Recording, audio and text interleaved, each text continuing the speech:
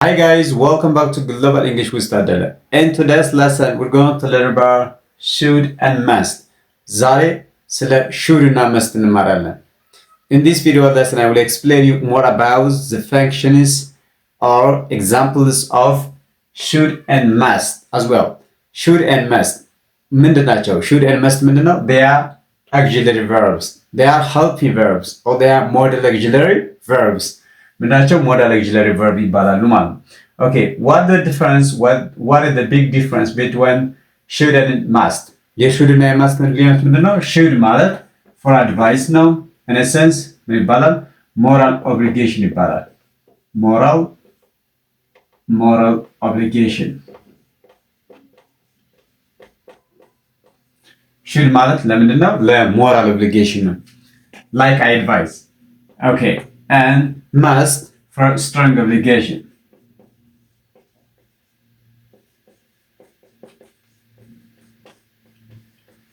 Must ደግሞ ለምንድን ነው?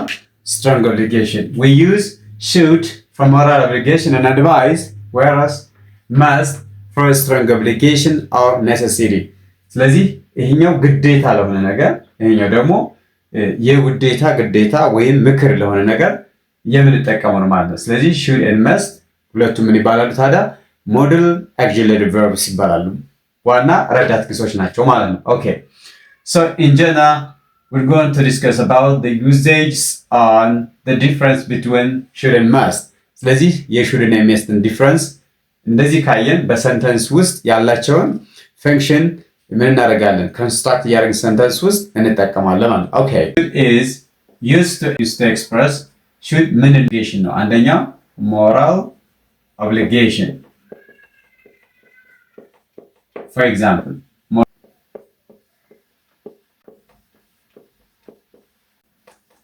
okay, you should eat with your right hand. You should eat with your right hand. በshould ምንለው በሌላ አገላለጽ ይገባል ማለት ነው። must ማለት ደግሞ አለብህ። ስለዚህ ይገባል የሚለው በራሱ አድቫይዝ ነው። አለብህ የሚለው ደግሞ ግዴታን ያሳያል ማለት ነው። ኦኬ should we use should to express should ምን ለመግለጽ ነው ብለና moral obligation ለመግለጽ for example you should eat with your right hand በቀኝ እጅ መብላት ይገባሃል should so this is moral obligation በግራ መብላት በቀኝ መብላት የሚለው moral obligation የሚያሳይ ነው። moral value ነው ያለው ማለት ነው። ስለዚህ you're gonna eat with your left hand በግራ እጅ መብላት ትችላለህ ግን it's not advisable ምንድነው? advisable አይደለም። so you should eat with your right hand በቀኝ እጅ መብላት ይገባሃል። ስለዚህ ይገባሃል የሚል ትርጉም አለው ማለት ነው። ኦኬ ሁለተኛው should የምንጠቀመው መቼ ነው? ሁለተኛው for advice should የምንጠቀመው በሁለተኛ ደረጃ ምንድነው? to express or to describe or to talk about advice. ለምን advice ለማውራት ከፈለግን for example if you're sick you should see a doctor. You should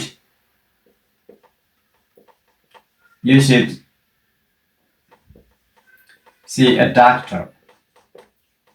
You should see a doctor.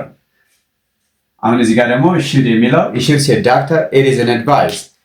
You should see a doctor it is advice ምንድነው? ምክር ነው ማለት ነው። ስለዚህ should የሚለው አድቫይዝ እያደረገው ነው። you should see a doctor if you're sick ከታመምክ ዶክተር ማግኘት አለብህ። ስለዚህ you should see a doctor ዘ should የሚለው ምንድነው? አድቫይዝ ነው ማለት ነው። it is an example of advice.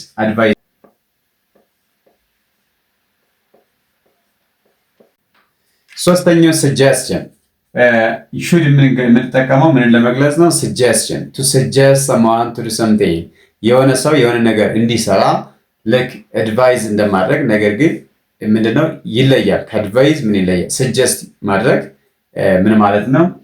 you should suggest somebody to say something to do something. okay you should take a break. I'm about to suggest my friend to take a break. you should ረፍት ልትወስድ ግድ ነው የግድ ይገባሃል። ስለዚህ ምንድነው ይሄ? this is an example of suggestion. Okay, for በአራተኛ ደረጃ ኤክስፔክሽን ማለት ነው the bus should arrive soon ባሱ አሁን ሊደርስ ይገባል። ስለዚህ ምን አይነት ነገር ነው ይሄ? ምን አይነት ነው? ኤክስፔክት ያደረጉት ነው።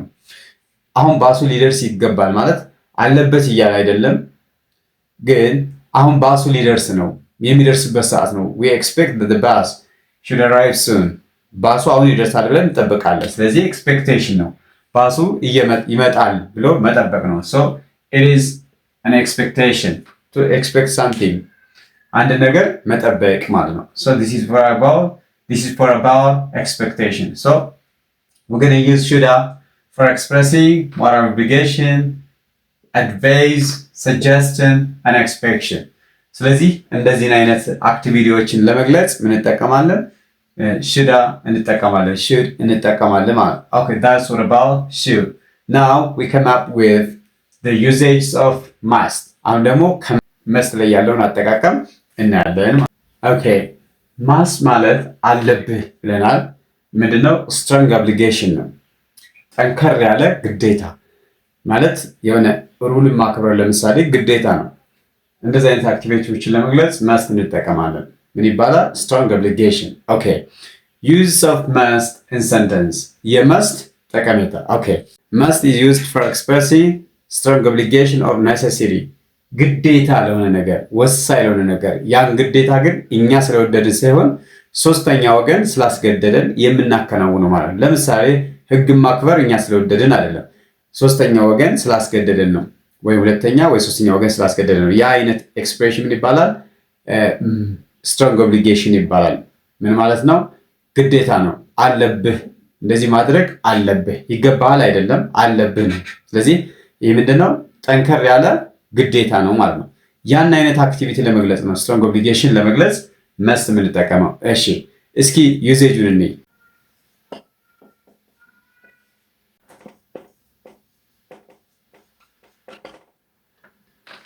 okay, I must finish my homework tonight. I must finish my homework tonight. ዛሬ ማታ የቤት ስራዬን መጨረስ አለብኝ። ይህ ምንድነው? ግዴታ ነው። if I don't finish my homework tonight, I will be punished by the teacher. maybe the teacher punished me. ካልጨረስኩኝ አስተማሪ ቀጣኛል ነው። ስለዚህ ይሄ ግዴታ ነው ማለት ነው። ዛሬ የቤት ስራዬን መጨረስ አለብኝ። ስለዚህ must ነው ማለት ነው። you must tell the truth. እውነቱን መናገር አለብህ። you must tell the truth. ይሄም ግዴታ ነው። ስለዚህ ከዋሸህ የሆነ እርምጃ ይወሰዳል አይነት ነገር ነው። ይህ ማለት እኛ ስለወደድን ሳይሆን ግዴታ ለሁለተኛ ወይም ለሶስተኛ ሰው ኦርደር ስንል ይህን ነገር እናከብራለን። so I must tell the truth. you must tell the truth. እውነቱን መናገር አለብህ፣ ይገባሃል አይደለም፣ አለብህ፣ ግዴታ ነው ማለት ነው። okay, I must be tired after the trip. ጉዞ በኋላ ድካም ይኖራል ማለት ነው።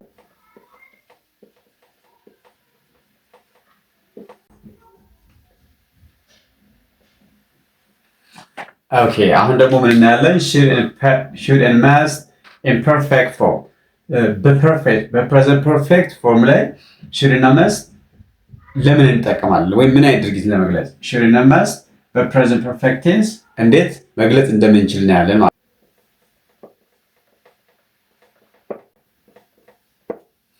ኦኬ በዚህ ሪዛልት ክሎዝ ውስጥ he didn't promote to the next class. he didn't promote to the next grade. ወደሚቀጥለው ክፍል አላለፈም። ምንድን ነው ያላለፈው? በደንብ አላጠና ማለት ነው። ስለዚህ ምንድን ነው ይሄ? በፕሬዘንት ፐርፌክት እንዴት እንገልጸዋለን? ይሄ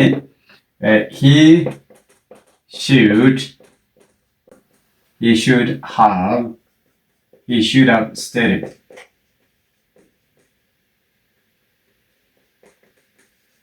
he should have studied hard. he should have studied hard. ምን ማድረግ ነበረበት? he should have studied hard ማለት ምን እያለ ነው? ማጥናት ይገባው ነበር። ማጥናት ይገባው ነበር። he should have studied hard means he didn't promote to the next grade. ወደሚቀጥለው ክፍል አላለፈም። he should have studied hard በሚገባ ማጥናት ነበረበት። ስለዚህ አልፏል ድርጊቱ። ይሄ ምን ይባላል? present perfect ይባላል። should have plus studied። ይሄ v3 ነው፣ ይሄ have ነው። ስለዚህ ይሄ ምን ይባላል? have plus v3 present perfect ነው። So should is used with the present perfect tense to describe about past obligation, past advice. past ምንን ለመግለጽ advice ለመግለጽ should. He didn't promote the next grade, so he should have studied hard. ጠንክሮ ማጥናት ይገባው ነበር። ስለዚህ አሁን ማጥናት አይችልም አልፏል፣ ግን ይገባው እንደነበር advise እያደረገ ነው። That's why it's in the present perfect tense. should በpresent perfect tense እንጠቀመው ማለት ነው። Okay, must. Okay, Lina is being taken to hospital by ambulance. ሊና ወደ ሆስፒታል እየተወሰደች ነው። ምን ብትሆን ነው የተወሰደችው? ምንም ጥያቄ የለውም፣ ብትታመም ነው። ስለዚህ ምንም አይነት ሌላ ኦፕሽን የለም። ብትታመም ነው በአምቡላንስ የተወሰደችው። ያልታመመ ሰው ዝም ብሎ በአምቡላንስ አይወሰድም። ስለዚህ ምንድነው ይሄ ሎጂካል ኤቪደንሱ ምንድነው? መታመሟ አምቡላንስ መወሰዱ ብትታመም እንደሆነ እርግጠኛ ነኝ። ዛትስ ዋይ በፕሬዘንት ፐርፌክት ቴንስ እንገልጸዋለን።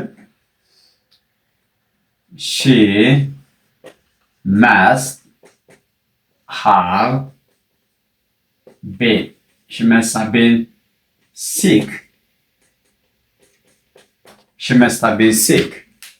ታማ መሆን አለበት። ሊና is taken to hospital by ambulance. ሊና ወደ ሆስፒታል በአምቡላንስ እየተወሰደች ነው። ስለዚህ ሎጂካል ኤቪደንሱ ምንድነው? በእርግጠኝነት ታማ መሆን አለበት። ያንን ሎጂካል ኤቪደንስ እኛ እርግጠኛ ስንሆን በፕሬዘንት ፐርፌክት መስት ተጠቅመን she must have been sick ታማ መሆን አለበት። should እና must ምንድናቸው? ስትሮንግ ኦብሊጌሽን ሆነው ነገር ግን ይሄኛው ሞራል ኦብሊጌሽን ነው ብለናል። must ደግሞ ምንድነው? ስትሮንግ ኦብሊጌሽን ነው ብለናል። this for general advice, this for about obligation, strong obligation or necessary ግዴታ ለሆነ ነገር ማለት ነው።